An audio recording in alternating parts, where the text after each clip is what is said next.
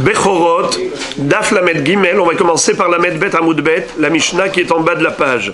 Bet Shammai Omrim, Lo imane Israël aima Kohen la Bechor, ou Bet Hillel Matirin, va Filou Oved Kochavim.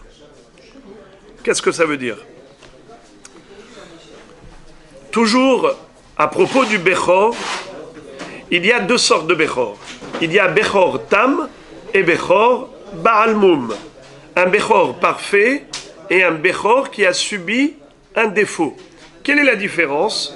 La différence c'est que le Bechor qui est Kadosh, le Bechor qui est Tam, il est Kadosh. Celui qui est parfait, il a une sainteté de sacrifice. Qu'est-ce qu'il faut faire? Le sacrifier. Le Kohen, quand on lui offre le Bechor, il va au Beth Amikdash et il va l'offrir comme sacrifice. Après que il y a eu aspersion de sang et toute la procédure du Korban, il récupère la viande et il va manger la viande Bigdusha. La viande d'un Korban doit être mangée lorsque le Kohen est tahor, à l'intérieur des murailles de Yerushalayim, dans l'enceinte de Jérusalem, les Makom Kadosh, donc il y a des restrictions. Tandis que si le Bechor est Baal Mum, il a subi un défaut, alors désormais il n'est plus sacrifiable. Qu'est-ce qu'on fait? On le donne au Kohen, certes, ça appartient au Kohen, mais le Kohen n'a pas à faire un sacrifice avec, puisqu'il n'est pas sacrifiable. Il va le manger, d'accord. Il va le manger, mais est-ce qu'il peut inviter un Israël à sa table? Est-ce qu'un homme qui n'est pas Kohen peut manger du Bechor Baal Mum? Ou bien, il faut que ce soit obligatoirement un Kohen. Mahloket. Selon Bet Shammai, c'est uniquement le Kohen qui est habilité à manger le Bechor Baal Mum. Selon Bet Hillel, non seulement qu'un zar est autorisé à consommer, mais même un goy, carrément. Même un goy peut manger de la chair du Bechor qui est Baal Mum.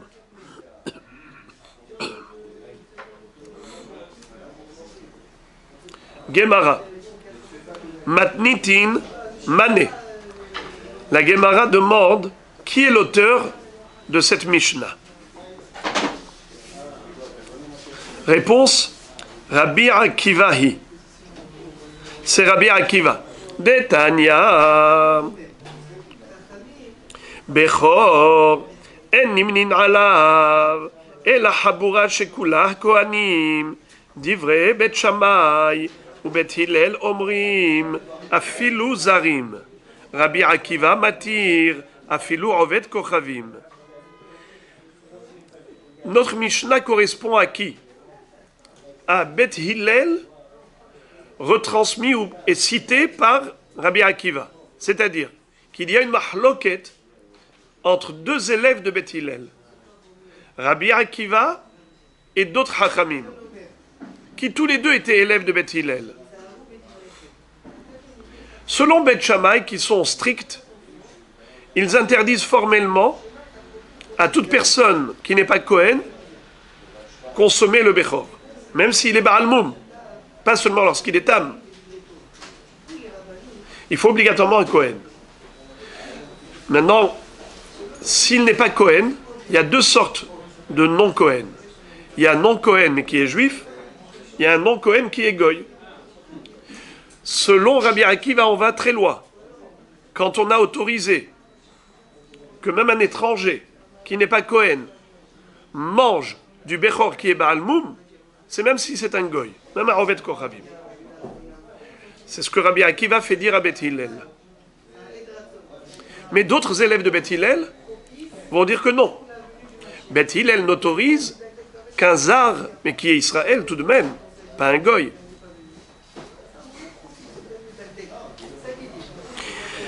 Répétons la Gemara. Matnitin Mané. Qui est l'auteur de la Mishnah? Réponse, Rabbi Akivahi. C'est Rabbi Akiva.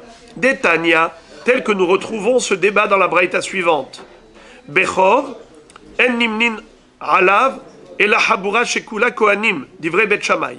Selon Bet Shammai, qui est la première opinion citée dans la braïta, Un Bechor qui est Baal Moum, qui a eu un défaut, ne peut être mangé que par des Kohanim, uniquement des Kohanim. Beth Hillel disent Afilou Zarim, même des étrangers, c'est-à-dire des gens qui ne sont pas Kohen, à savoir Lévi ou Israël. Rabbi Akiva Matir Afilou Rovet Kochavim. Rabbi Akiva dit que on peut donner à manger de la viande du Bechor Baal Moum, même à un goy, pas uniquement à un juif qui est zar. Et Rashi de dire que Rabbi Akiva, ce n'est pas son opinion personnelle, c'est ce qu'il fait dire à Beth Hillel. Ça veut dire que lui, en étant élève de Beth Hillel, il retransmet un enseignement de Beth Hillel. Donc il y a deux élèves de Beth Hillel, Rabbi Akiva et Hachamim, l'un dit blanc et l'autre dit noir, au nom de Hillel.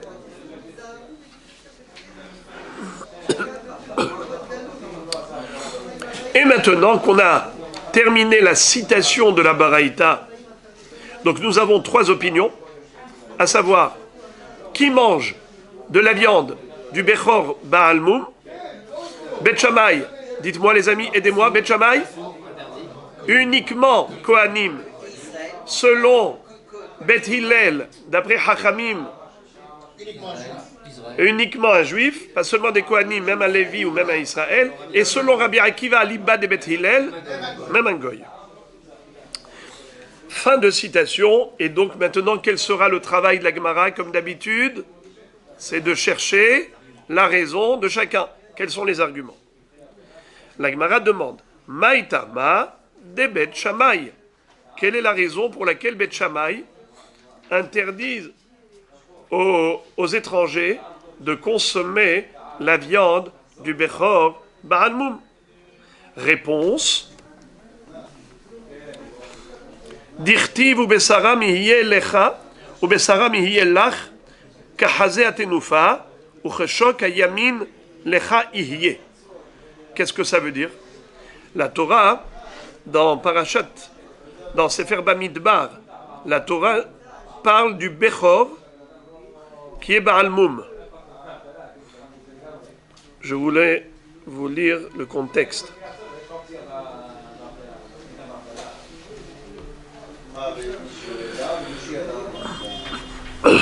Je vous lis. Ach Bechor Shor, au Bechor Kesev, pardon, au Bechor Ez, Lotivde, Kodeshem, et Damam Tizrok, Ala Mizbeach, Vet Helbam Taktir, Ishe, les Reyach Nihuach Lachem. Quand on parle d'un Bechor Tam, un Bechor parfait, voilà comment il faut le sacrifier. Sacrifier en faisant Zrikat Adam et brûler les graisses. Par contre, la chair est récupérée par le Kohen qui va la manger.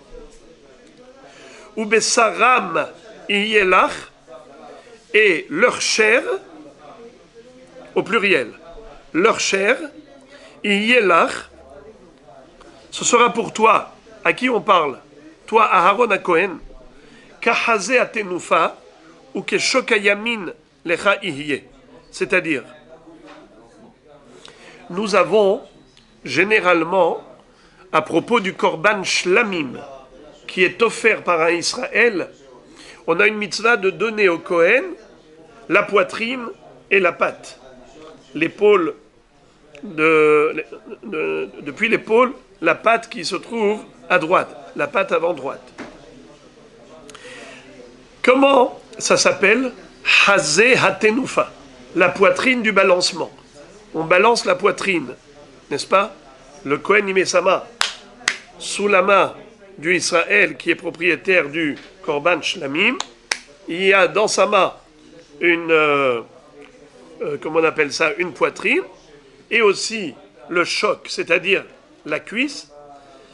Tout ça c'est posé sur la main du Israël, et le Kohen y met sa main en dessous, et il balance. De haut en bas, droite-gauche. Tenoufa, ça s'appelle balancement. Terouma, c'est mérim, n'est-ce pas? Kahazé atenoufa, ou keshokayamin lecha ihye.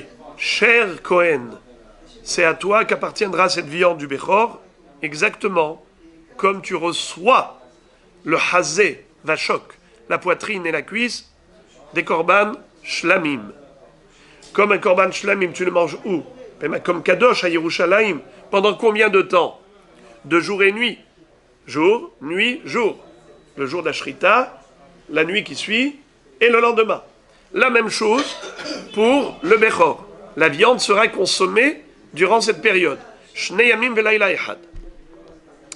Maintenant, on te dit que Lecha Ihyeh, Rabbi Akiva, lui, il est mahmir et il dit Osif lecha katuv avaya heret shelo tomar ki hazeh vashok shel toda she'eno ne'echal ela leyom valayla. Il dit pourquoi la Torah vient préciser que tu as le droit de manger pendant 2 jours et une nuit pour ne pas que tu compares le hazeh vashok au hazeh vashok de korban toda. Parce qu'il y a korban toda qui ne se mange que 1 jour et une nuit. C'est la différence entre toda et shlamim en général. Les shalmei toda ne se mangent que le jour de la shrita et la nuit qui suit, pas le lendemain.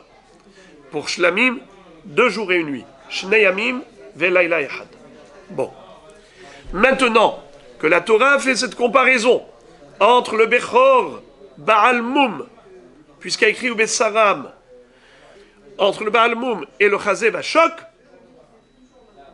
alors, comme Chazé Vachok, qui est-ce qui peut manger le Chazé Vachok du Korban Shlamim? C'est qu'un Kohen, c'est évident. Ainsi, la chair du Bechor, même Baal Mum, c'est uniquement un Kohen. Puisqu'il y a écrit ou Bessaram au pluriel. C'est quoi Bessaram? Bessar Tam, Bechor Tam, et Bechor Baal Mum. Bessaram au pluriel, disent Bet Shammai. Et d'ailleurs, d'où on sait que le Chazé Vachok du Shlamim, c'est que les Kohanim qui mangent, et pas le Israël ou le Lévi. Regardez le dernier rachid de la page. Chazé Vachok, Kohanim in Israël lo, Rachidi, dirtiv ve'ata, ubanecha, ubnotecha itach. Qui est-ce qui va manger le Chazé Vachok du Shlamim? Toi, tes fils et tes filles. Ça veut dire que des enfants qui sont Kohanim. Les enfants du Kohen sont Kohen. Mais pas des étrangers. Pas de Lévi ou Israël. Et d'autres Kohen. Les autres Kohanim peuvent.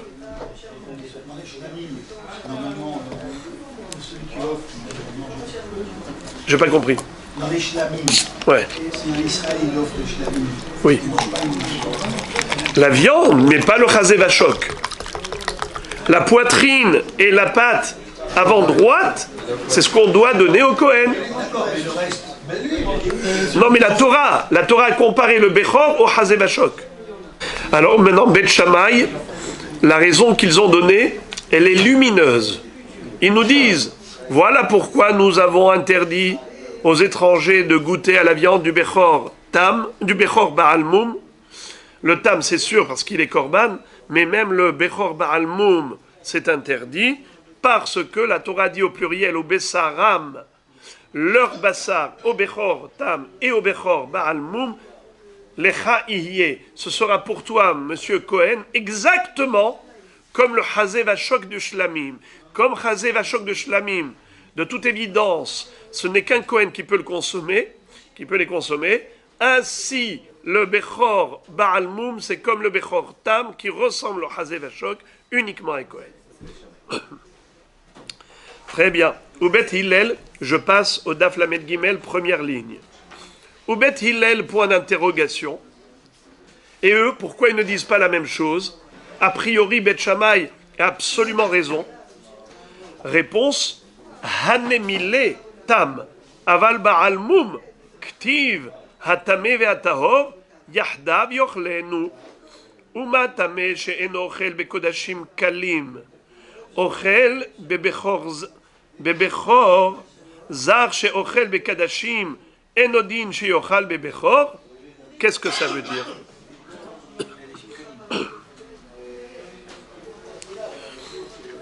Bet Hillel disent, moi je déduis par un Kalva Homer qu'un zar, c'est-à-dire quoi zar? Un juif étranger, qui n'est pas Cohen, tel qu'un Lévi ou un Israël, eh bien ils ont le droit de manger un Bechor Baal Moum.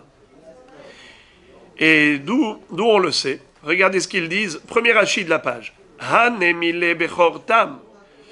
Quand est-ce que la Torah a comparé la viande du Bechor, la chair du Bechor, au Hazevashok, à la poitrine et à la cuisse du Shlamim? C'est uniquement si c'était un Bechor qui était sacrifiable, qui est parfait, qui est tam. Regardez Rashi. Itkash le Hazevashok de Akra, Betam Kamishtae, puisque le passou qui parle d'un tam d'Irtiv le Ilmine, et Damam Tizrok, puisque juste avant, qu'est-ce qu'il y a écrit? Et Damam Tizrok, à propos du Bechor du Shor, du Bechor du Hez. Il y a écrit Damam Tizrok, tu vas asperger leur sang sur le Misbéach. Donc forcément, de quelle bête on parle? D'une bête qui est sacrifiée. Alors en effet, une bête qui est sacrifiable, celle-là, sa chair, elle est destinée au Kohen uniquement, et pas aux étrangers. Mais un Bechor Baal Moum qui n'est pas sacrifié, pourquoi tu restreins la consommation? Aval Baal Moum, Ktiv et Parashat Kol HaBechor, Atahor ve'atame, Yahdav yochlenu, Bish'arecha tochlenu, Atame ve'atahor, Yahdav, Katsevi ve'cha'ayal.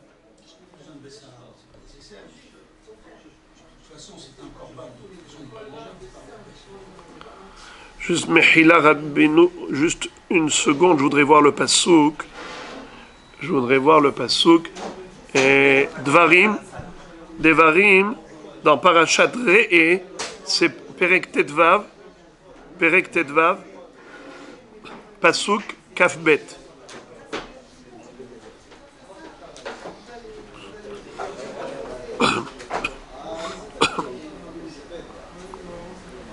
Je vous lis. Vous connaissez ce pasuk, tout le monde le connaît. Hein? C'est ce qu'on lit pendant les fêtes. Kol ha-bechor asher yivaled bibkarecha ubetzonecha hazachar takdish l'Hashem Elokecha lo ta'avod bipror shorecha velo tagoz bechor tzonecha. Qu'est-ce qu'on lit? Que le bechor des gros bétail ou menu bétail, il faut le sanctifier, le considérer sacré, et par conséquent, on n'a pas le droit de faire travailler le bechor, on n'a pas le droit de tondre sa laine. La Torah nous dit, Lifnei Hashem Elokecha tochlenu shana beshana bamakom asher yivhar Hashem ata ubetecha. Et donc, toi, Kohen, tu dois consommer ce bechor, n'est-ce pas, pendant son année, n'est-ce pas, shana beshana, dans son année, quand il n'a pas encore célébré son anniversaire d'un an. Tu dois le manger où? Lifnei Hashem Elokecha, à Yerushalayim. Vechi yebo mum, mais s'il a subi un défaut, ce bechor, piseyah o hiver, kol mumra, lot izbachenu l'Hashem Elokecha. Tu n'as pas le droit de le sacrifier s'il a un défaut. Alors qu'est-ce que tu en feras? Bish'arecha tochlenu, tu pourras le manger dans n'importe quelle ville, pas spécialement à Yerushalayim, comme pour un bechor tam. Hatame ve'atahor yahdav katsevi ve'cha'ayal. L'impur et le pur, c'est-à-dire un homme impur et un homme qui est pur, les deux pourront faire un bon plat de viande de la chair du bechor Baal Moum. Katsevi ve'cha'ayal, comme la chair du cerf et la chair du hayal. C'est quoi le hayal?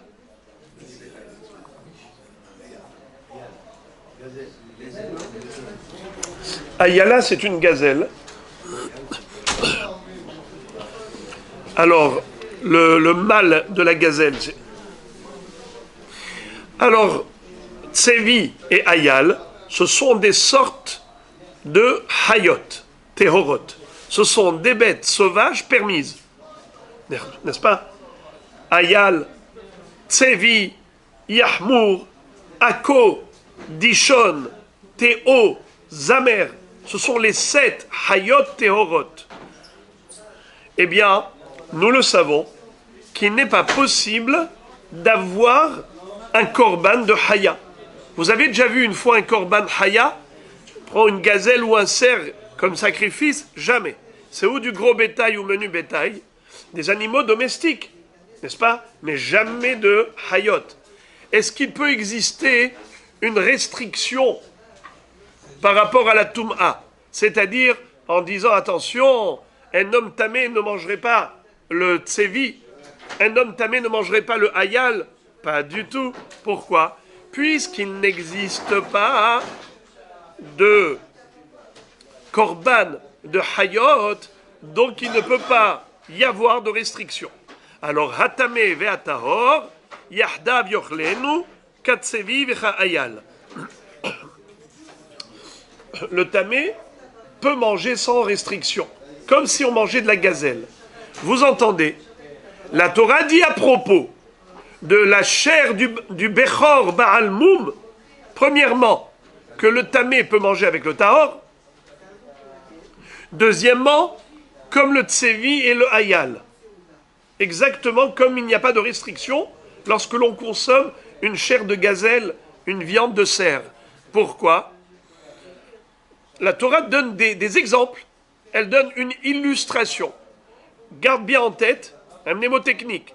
Une gazelle, elle peut être korban? Non. Il peut y avoir une restriction de Toum'a? Non. Eh bien, le Bechor Baal Moum, c'est pareil.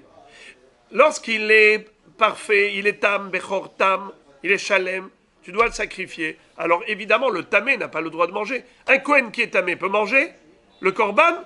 Assour. Mais s'il est Baal Moum, il n'y a plus de Gdusha, il n'est plus sacrifié, donc il n'y a pas de problème. Hatamé ve hatahor, yochlenu. Ok? Beth Hillel vous disent la chose suivante. Ils disent, si déjà un tamé peut manger le Bechor Baal Moum, à plus forte raison, un zar peut manger le Bechor Baal Moum. Comment ils font ce Kalvachomer? Ils te disent, mon cher ami, dis-moi, de la viande de Korban Shlamim, un Israël peut manger cette viande? Oui. Oui. C'est pour ça qu'il s'appelle Shlamim. Pourquoi il s'appelle Shlamim? Shalom au pluriel. Shalom à trois niveaux. Shalom la Gavoa, Shalom la Be'alim, Shalom la Kohanim. Ça veut dire que tout le monde a sa part là-dedans. Il y a la part qui revient à Hachem, du Korban Shlamim, l'aspersion du sang, les graisses qui sont consumées sur l'autel. Et il y a la partie qui va au Kohanim, c'est Hazé Vachok, la poitrine et la patte, avant droite.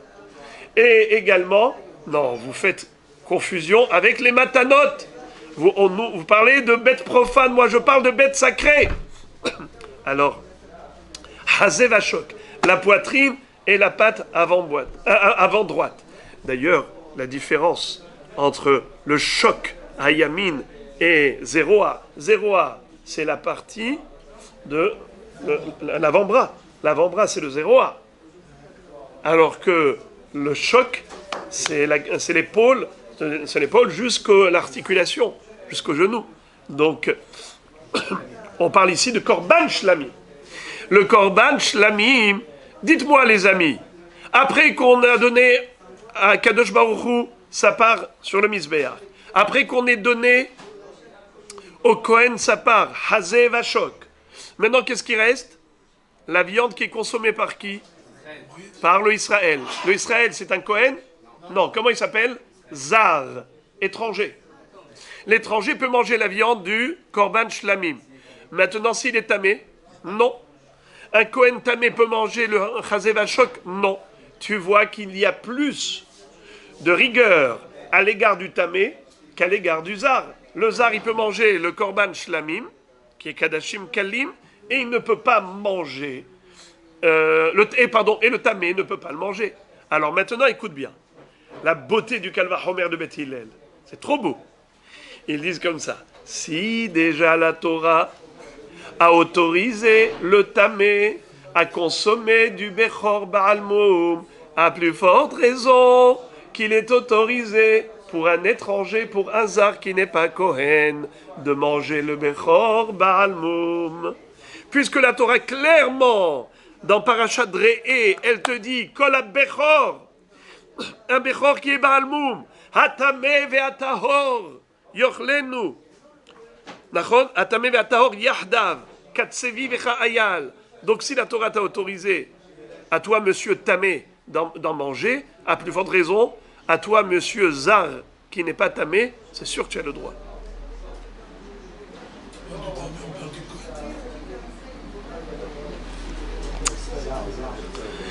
On peut parler du Kohen Tamé, et à plus forte raison un Zar. Ici, on est en train de parler du Bechor Baal Moum. Le Bechor Baal Moum. La Torah te dit que même un Tamé peut en manger. Alors maintenant, un Zar, il peut ou peut pas? La Torah n'a rien dit. À toi de raisonner. Va voir. Dans un autre Korban, le Tamé n'a pas le droit. Le Zar, il a le droit. Mais alors tous les Kalvachom... Tzadik. Alors tous les Kalvachomer, maintenant, ils vont tomber à l'eau. Non, parce qu'il y a des Kalvachomer qui sont logiques. Mais dans les Korbanot, il n'y a rien de logique. Pourquoi il n'y a rien de logique? Il y a rien de logique dans les Korbanot, c'est des trucs qu'on ne comprend pas. Ah bon? Qu'est-ce que vous comprenez pas? Qu'est-ce qui vous comprend? Vraiment, là, vous m'étonnez. Ce matin, je vous donne mon café. Réveillez-vous. Il n'y a rien de logique, mais tout est logique. C'est quoi qui nous dépasse? C'est des choses qui sont un peu abstraits. Ah bon? Qu'est-ce qu'il y a d'abstrait? Il n'y a rien de plus concret que le korban. Vous prenez une bête, vous prenez un couteau, vous faites la shrita, après vous faites la zrikat adam, et après vous faites aktarat haïmourim. Il n'y a rien de plus concret qu'un korban. Alors elle est bonne celle-là. Maintenant vous voulez comprendre pourquoi Kadosh Baruch Hu nous a donné la mitzvah. C'est à ce niveau-là que vous avez les raisons de la mitzvah nous échappent. Mais la mitzvah elle-même, elle est claire. Les règles, on a deux gros pavés, Maseret Zvahim, Maseret Menachot, de grosses Maseret avec tous les détails de détails. Et vous me dites qu'on ne comprend pas la logique. Quelle logique? Chaque chose est bien définie. Il y a des règles à respecter. Donc les règles, une fois qu'on les connaît, alors maintenant, on réfléchit. Tu vois que la Torah, elle a été plus exigeante au niveau du Korban. Elle dit, le Tamé, il ne mange pas. Le Zar, il peut manger. Alors le Kalva Homer ici, il est clair, net et précis. Nachon ou lo? Vous entendez? Rabbi Ishmael Omer, Bishlosh Esre Midot Torah Nidreshet, Bekalva Homer, ou Bigzera Shava. C'est quoi Kalva Homer? C'est un raisonnement d'a fortiori. Il faut faire travailler la matière grise. Et ne pas dire, ouais, voilà, c'est comme ça, ici, c'est comme ça. Mais non, fais des comparaisons. Et tu raisonnes, tu réfléchis. Tu vois que la Torah elle est plus stricte à l'égard du Tamé, plus que le Zar. Preuve, c'est que pour un Korban Shlamim, le Zar, il peut manger la viande du Korban Shlamim, et un Tamé ne peut pas manger. Donc qu'est-ce que la Torah considère comme plus grave? C'est le Tamé, plus que le Zar. Alors maintenant, prenons le Bechor Baal Moum. Bechor Baal Moum, le Tamé, il peut manger? Vous avez dit oui. Où est-ce que c'est écrit? Clairement, Kol ha-Bechor, Hatamé ve'atahor yochlenu. De quel Bechor on parle? Baal Moum. Baal Moum. Alors, si la Torah t'a clairement, explicitement autorisé de faire manger cette viande à un Tamé, c'est sûr que tu peux faire manger cette viande à un Zar qui n'est pas Tamé. Voilà. Ce Kalva Homer de Beth Hillel, c'est nucléaire, c'est extraordinaire. Quelle merveille. Alors maintenant, la Gemara va poser la question, elle va dire, alors dans ce cas-là, excuse-moi, tu me dis que un Zar, c'est inférieur au Tamé. Sur quoi tu t'es appuyé? Eh bien, tu t'es appuyé sur un Kalva Homer. Nachon, si déjà, pour Shlamim, le Zar peut manger et le Tamé non, à plus forte raison que celui qui peut manger Betum'a, qui peut manger Bezarut. La Gemara dit, c'est pas vrai. Excuse me, ton Kalva Homer, je vais te le faire tomber tout de suite. Comment? Ma letame sheken hutar michlalo la'avodat tzibur. Nous avons une règle. Tum'a hutra betzibur. La tum'a, c'est quelque chose qui tombe devant la force communautaire. N'est-ce pas? À tel point que si jamais on n'a pas de Kohen qui est tahor, le matin, on veut faire le Korban Atamid. Korban Atamid est à Keves Haïchat Ta'aseh Baboker, et à Keves Hasheni Ta'aseh Ben Arbaim. Ce matin, on arrive, messieurs, y a-t-il un Kohen qui peut faire la shrita? La shrita, ça peut se faire même par un zar, mais toute la avodot, Kabbalat Adam, Hiluch Adam, Zrikat Adam, Aktarat Aimurim. Monsieur Cohen, chacun regarde l'autre et dit, mais moi je suis tamé. Qu'est-ce qui s'est passé? Ben, vous savez pas, on était dans une maison, il y a eu quelqu'un qui est décédé. Malheureusement, il est tombé mort dans la pièce où tous les Kohanim de ce matin, ils étaient là. Tous les Kohanim de ce Bet Av étaient là. Bet Av, c'est-à-dire des familles. Parce que David Amelech a réparti tous les Kohanim en 24 mishmarot. 24 régiments, des gardes. Et chaque groupe, chaque régiment est réparti en famille. Bet Av. Et chaque Bet Av va officier durant une journée de la semaine. Alors il y a une marloquette, il y a ceux qui disent qu'on avait 7 Baté Avot pour les 7 jours de la semaine. Il y a ceux qui disent 6 Baté Avot de dimanche à vendredi. Mais le Shabbat, ils étaient tous en fonction. En tout cas, tous les Kohanim de ce Bet Av se sont retrouvés tamé, téméim. Il n'y en a aucun qui est tahor. Qui va faire aujourd'hui le sacrifice? Eh bien, on n'a pas le choix. On va prendre un Kohen tamé. Puisqu'il s'agit ici d'un korban tzibour, il faut absolument l'offrir, le sacrifier. Alors, la Toum'a, elle est moteret. Elle a été trouya. On a repoussé la Toum'a devant la nécessité d'offrir ce korban tzibour. Alors, Comment on peut repousser cette Touma? ça veut dire malgré la Toum'a, on fait la mitzvah. Ça veut dire que la mitzvah du korban tzibour a repoussé la notion de Toum'a. La Toum'a n'a pas fait écran. Ça n'a pas été un obstacle.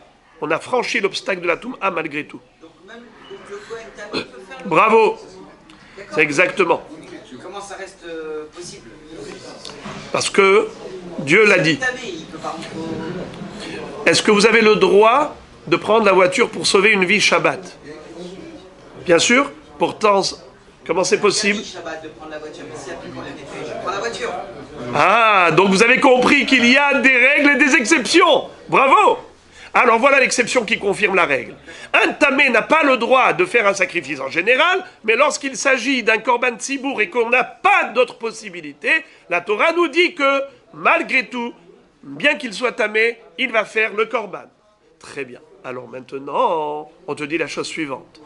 Cette ouverture, cette exception, n'est possible que par rapport à la Toum'a, mais n'est pas possible par rapport à la Zarout. C'est-à-dire, est-ce qu'on peut dire, par exemple, si on n'a pas de Kohanim, alors on va prendre un Zar. Monsieur Lévi ou Monsieur Israël va faire le Korban. Est-ce qu'on peut imaginer une chose pareille? Chas ve shalom. Jamais. On a été tolérant et indulgent uniquement par rapport à l'obstacle qui s'appelle Toum'a, mais pas par rapport à l'obstacle qui s'appelle Zarout, Zar, être étranger. On tolère l'impur, mais on ne tolère pas l'étranger. De ce fait, la Gemara dit, ton Kalvachomer, il tombe à l'eau? Comment t'as fait Kalvachomer? Tu as dit, si déjà le tamé peut manger un Bechor Baal Moum, à plus forte raison qu'un Zar peut manger Bechor Baal Moum. La Gemara dit, c'est pas vrai? Je vais te montrer qu'il y a un cas où le tamé est accepté et le Zar est repoussé. Donc ça ne marche pas dans tous les cas. Si c'était tout le temps pareil, que toujours le tamé est plus que le Zar, pardon, que le Zar est toujours mieux que le tamé, Hinematov, alors tu fais Kalvachomer. Si déjà un tamé peut manger le Bechor Baal Moum, à plus forte raison un Zar. Mais ce n'est pas vrai. Parfois, dans certains cas, on accepte le tamé et on refuse le Zar. Alors qui te dit que pour le Bechor Baal Moum, si déjà on a accepté le tamé, à plus forte raison qu'on accepterait le Zar? Ce raisonnement de Beth Hillel ne tient pas la route. Beth Hillel te répondent, ou Beth Hillel, ils vont te dire, Atu be'avoda ka'amar, be'achila ka'amrinan, ve'la achila zar adif C'est-à-dire, eux, les Beth Hillel, ils te disent, moi je ne parle pas de sacrifice, moi je parle de manger le sacrifice. L'opération sacrifice, tu as raison. On est plus tolérant par rapport à un tamé que par rapport à un zar. Mais par rapport à la consommation d'un korban, on est plus tolérant à l'égard du zar qu'à l'égard du tamé. Preuve, c'est qu'un korban shlamim peut être mangé par un juif, zar, qui est étranger à la keuna, il n'est pas Kohen, et pourtant, s'il est tamé, il ne peut pas manger. Donc tu vois que au niveau de la achila des korbanot, on est plus indulgent à l'égard du tamé qu'à l'égard du zar. Alors maintenant, le Bechor Baal Moum, on remet le Kalvachomer sur le tapis. Si déjà la Torah t'a dit clairement qu'un tamé peut manger le Bechor Baal Moum, a fortiori, à plus forte raison, qu'un zar peut manger la viande du Bechor Baal Moum. Oui, je vous écoute.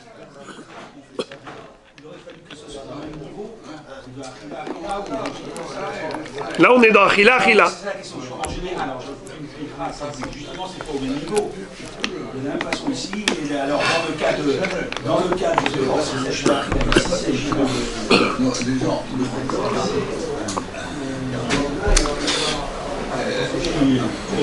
quand c'est un tzibour, les Kohanim sont tous Tumeim, à ce moment-là, on continue le Korban, on part de là. C'est deux états différents. En général, dans une pircha, ça se rencontre. On n'est plus dans la pircha, Rabbi Shimon, vous êtes dans un pas en arrière, là. On est déjà dans la réponse à cette pircha. La Gemara te répond que le Kalvachomer, il tient absolument la route, parce qu'on compare ce qui est comparable. Ne compare pas l'incomparable, quand même. Bien sûr qu'il faut toujours parler du même sujet. On est dans un contexte, il ne faut pas dévier. On est dans un sujet, restons dans le sujet. C'est ça ce que dit la Gemara. Tu me parles maintenant de Avoda, moi je te parle de Achila. Et dans Achila, nous voyons que la Torah est plus exigeante à l'égard du tamé que par rapport au zar. Alors si ici on a autorisé le tamé, à plus forte raison le zar. Et maintenant, passons à la troisième opinion. Une fois qu'on a clairement compris la chita de Beth Shammai, leur argument, leur raison, on a bien compris aussi Beth Hillel. Maintenant, celui qu'on n'a pas compris, c'est Rabbi Akiva. Rabbi Akiva a dit au nom de Beth Hillel quelque chose de phénoménal. Il dit même un goy peut manger la viande du Bechor Baal Moum. Comment est-ce possible? D'où il a tiré ça? Rabbi Akiva matir va filorov de kochavim. Maïtama de Rabbi Akiva. Quelle est la raison de Rabbi Akiva? Réponse: Katsevi ve ka'ayal. Matsevi ve ayal mutar le'oved kochavim. Af bechor mutar le'oved kochavim. Rabbi Akiva dit quelque chose d'atomique, fabuleux. Il dit pourquoi la Torah a rajouté ces deux mots. Katsevi ve ka'ayal. Le tamé peut consommer la viande du Bechor Baal Moum comme si c'était de la chair de gazelle, comme de la chair d'un daim. Le daim, la gazelle. Ribono shel olam. Tu as besoin de me faire des dessins? La Torah, elle a besoin de me donner des illustrations? Tu me dis, Atame tahor yochlenu, todarabba. Baruch tiyeh, j'ai compris. Tu n'as pas besoin de me dire comme la chair du cerf, comme la chair de la gazelle.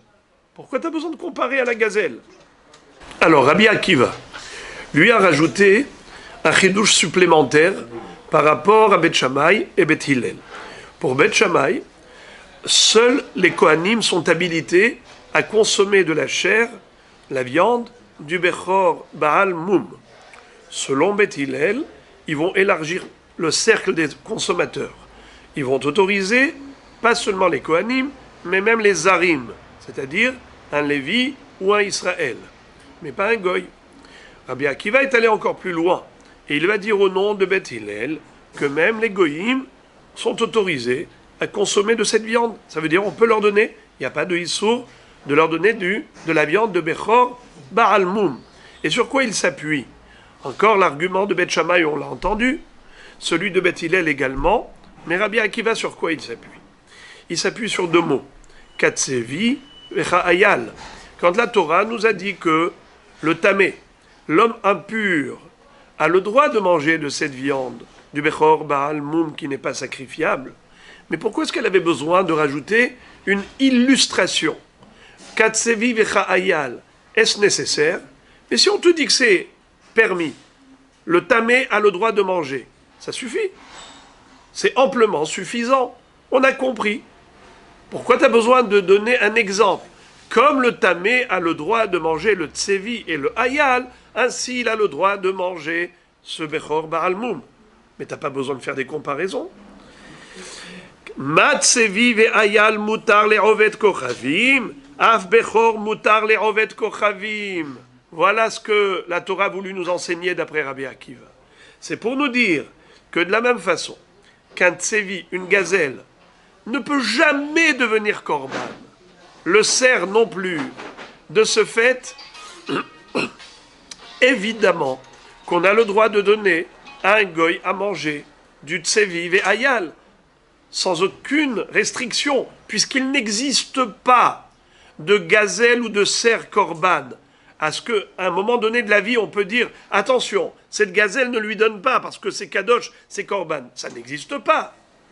De la même façon que le tsevi, le hayal peuvent consommer, on peut donner à manger à un goy sans aucune restriction, ainsi le bechor baal moum peut être donné à manger au goy. Voilà donc des choses faciles, parce que nous avons trois opinions, Beth Shammai, Beth Hillel, Rabbi Akiva, chacun a dit autre chose. On avait besoin d'avoir la source thoraïque de ces enseignements. La Gemara nous les a présentés. Voilà le travail de la Gemara par rapport à la Mishnah. La Mishnah dit des choses succinctes, la Gemara les développe en nous citant les sources. Maintenant, la Gemara va demander Ve'idach. Ve'idach, c'est-à-dire, on a vu que Rabbi Akiva a été très loin. Il a dit non seulement les Juifs ont le droit, mais même les Goïms. Mais les Chachamim, qu'est-ce qu'ils disent au nom de Beth Hillel? Non. Les Juifs, oui, mais pas des Goïms. Ils n'ont pas le droit de manger le Bechor Baal Moum. On n'a pas le droit de leur donner. Mais pourtant, c'est écrit Katsevi Vecha Hayal. Alors, à quoi cela sert de donner ce descriptif, cette illustration? Si la Torah écrit ces deux mots, Katsevi et Kahayal, c'est pas pour rien. Alors qu'est-ce que fait l'autre Tana qui s'oppose à Rabbi Akiva? Il te répond, Veidar et l'autre. Rappelez-vous, en araméen, Veidar c'est et l'autre. C'est-à-dire l'opposant. Tlatat Tsevi ve Hayal ketive. Si vous remarquez dans Parashat Re'eh, vous trouverez 3 fois cette même expression. Katsevi vecha hayal, comme un cerf et une gazelle. Pourquoi la Torah a répété 3 fois?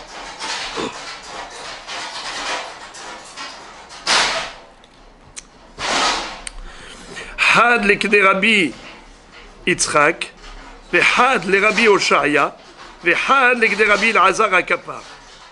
Qu'est-ce que ça veut dire?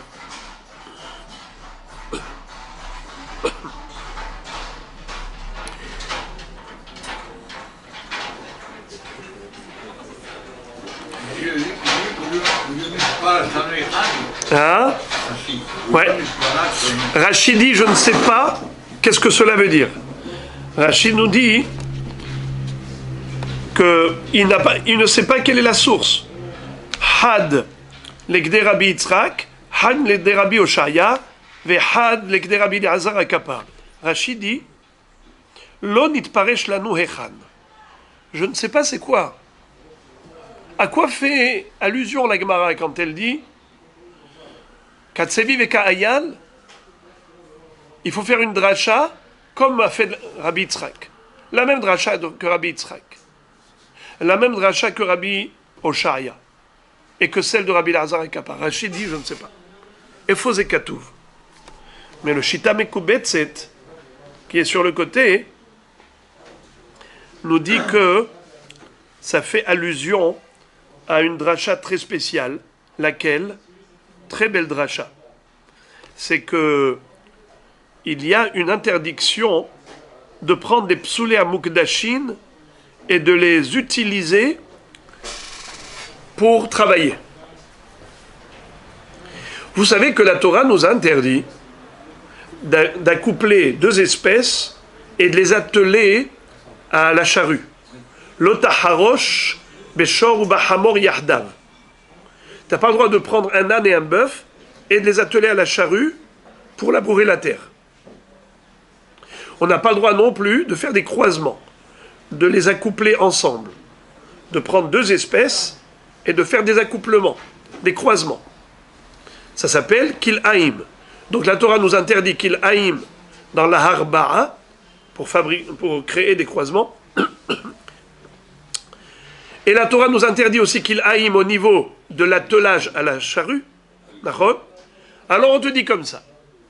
Les psoulé hamukdashim, c'est-à-dire un korban qui était sacrifiable, mais qui ne l'est plus à cause du moum, à cause du défaut que cette bête a subi, maintenant elle n'est plus sacrifiable, qu'est-ce qu'il faut lui faire? Il faut la racheter, faire pidyon. La kedusha du korban va passer sur l'argent, cet argent va être utilisé pour acheter une autre bête qui sera, elle, sacrifiée à la place de la première. Mais la première bête, qu'est-ce qu'elle devient? Permise à la consommation. De qui? Atame, atahor, yahdav yochlenu, katsevi vecha ayal. Qu'est-ce que tu as besoin de me dire katsevi vecha ayal? Comme un cerf et comme une gazelle. Comme un dent. Bravo. C'est pour nous dire que même si tu prends un short psoulé à mukdashin avec une para de psoulé à mukdashin, short et para, c'est mâle et femelle. C'est la même espèce. La Torah te dit, tu n'as pas le droit de les accoupler. Ce bœuf, écoutez. Ce bœuf et cette para, tu n'as pas le droit de les mettre ensemble, d'avoir une relation ensemble pour avoir une progéniture. Mais pourquoi pas? Et pourquoi les végétaux du même espèce? Écoutez jusqu'au bout. J'ai pas terminé. Dès que je termine ma phrase, posez toutes les questions. Voilà. Vous prenez le bœuf et la para, prenez-les ensemble. En général, c'est permis, c'est la même espèce. Mais si les deux, ils sont psoulés à mukdashin, c'est-à-dire qu'ils étaient korban, ils ont subi un défaut. Tu les as rachetés en transférant leur sainteté sur une autre bête ou sur de l'argent. Et maintenant, ils sont désacralisés. Tu n'as pas le droit de les mettre ensemble pour avoir un petit. Tu n'as pas le droit de les accoupler. Attendez. Encore, tu n'as pas le droit de les attacher à une charrue. C'est-à-dire les atteler. Tu prends un bœuf et un bœuf. Les deux, ils sont psoulés à mukdashim. Tu n'as pas le droit de les atteler à une charrue. Pourquoi? Si tu l'as fait, quelle avéra tu as faite? Tu sais quoi? Incroyable. Tu as fait une avéra de kil'aïm. Tu as mélangé deux espèces. Mélangé deux espèces. De quoi tu parles? J'ai rien compris.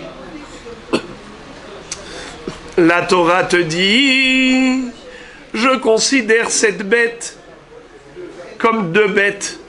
Katsevi vecha ayal. Je considère cette bête unique comme deux, comme divisée, comme une dichotomie. C'est-à-dire qu'il y a deux en une. C'est pas pour rien que la Torah dit Katsevi vecha ayal. C'est comme si maintenant tu avais pris deux espèces différentes et que tu les avais unies. C'est un sourd. Voilà Rabotai. Est-ce qu'on s'est fait comprendre? Hein? Ouais. Donc le fait, on considère Kassévi et Rahaya, la bête qui est sous là. Et alors, attendez. Et donc c'est interdit de les accoupler. On a un Je me dis pourquoi. Maintenant, j'ai dit je me suis trompé. Même mieux encore, prendre une seule bête qui va tirer, un seul, une seule bête, même une seule. Ça s'appelle Déjà deux. Voilà, tu prends maintenant une bête qui va tirer la charrue, un bœuf de Psoulé Amugdashin, qui était Korban, qui a subi un défaut, que tu as racheté, qui s'est désacralisé, qui s'appelle Shor Pesoulé Hamugdashin. Si tu l'attelles et tu l'attaches à une charrue et il tire la charrue, c'est comme deux bêtes en une. Deux espèces différentes. Il y a un tsevi, ayal. Dans le bœuf, il y a un tsevi et un ayal. Tu as le droit de prendre un tsevi et un ayal et de les atteler à une charrue, tu n'as pas le droit. C'est deux espèces différentes. Eh bien maintenant, tu prends ce bœuf-là, tu l'as attelé à une charrue, tu as fait, c'est comme s'il y en avait deux espèces différentes. Un issour, tu as commis une infraction. Exactement. C'est un statut. La Torah a donné un double statut à ce bœuf.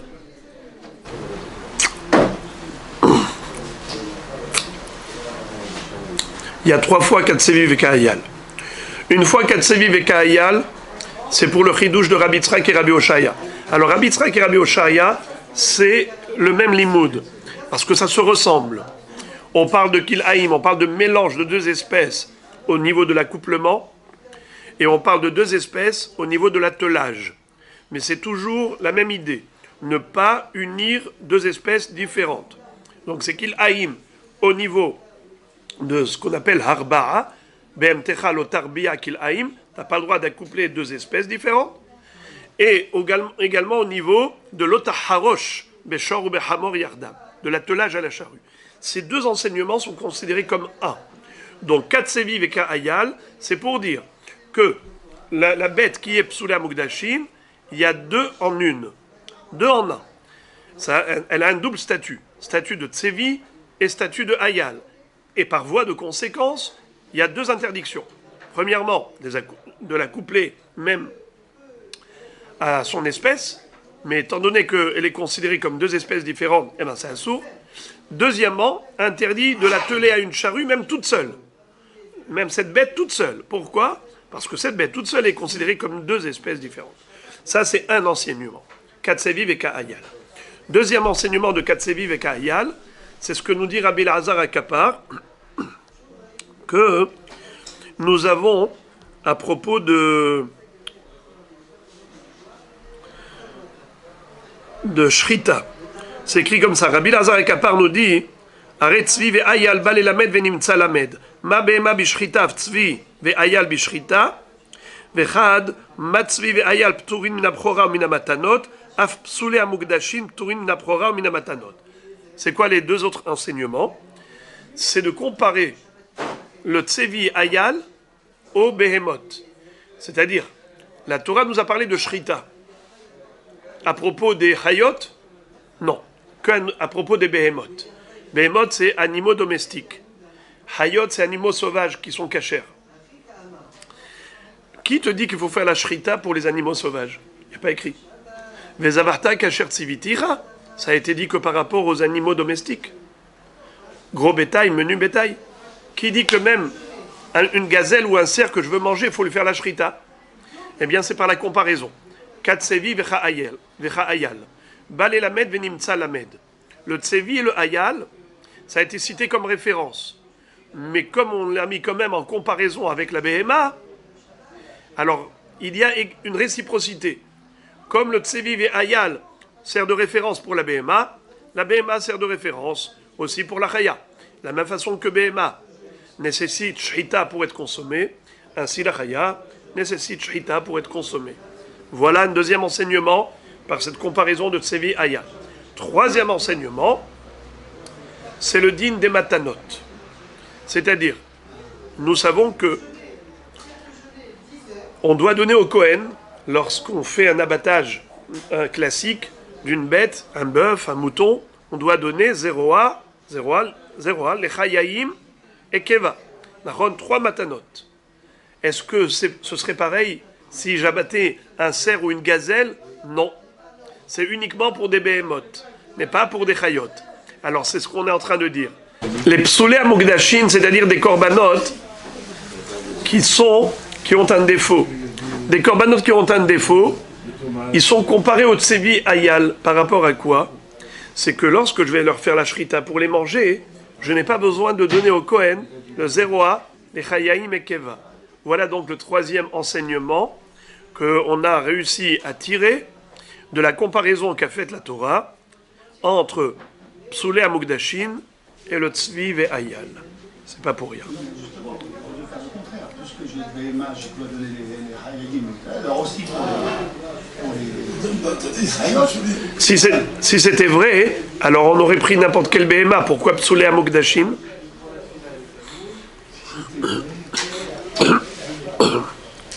Est-ce que ça s'applique aux végétaux? Ah oui, non, mais attendez. On a dit Kasseli Bechaya. On parle de quoi ici? On parle des choses qui sont justement comme le Bechor qui a un monde, c'est ça qu'on dit? Non, Ah non, là. pas Psoulé Amugdashin en général. Oui. Est-ce que ça s'applique aux végétaux? Ah, le dernier qui mange. Le croisement, ça s'applique aux végétaux également? Par contre, pourtant, il y a des grands organismes de start-up et tout ça qui font des croisements dans les végétaux pour améliorer la qualité des fruits ou des légumes. Chez les végétés, c'est... Si ça reste dans la même espèce, oui. Mais pas de deux espèces différentes. Si, par exemple, une orange avec un pamplemousse, un truc comme ça. Alors cela, alors il y a même certains qui veulent dire que des agrumes, c'est la même famille. Bon, mais en tout cas, ce qui est sûr, c'est que si des goïms l'ont fait, nous on a le droit de manger le produit. On n'a pas le droit de faire, mais on peut manger ce qui a été fait.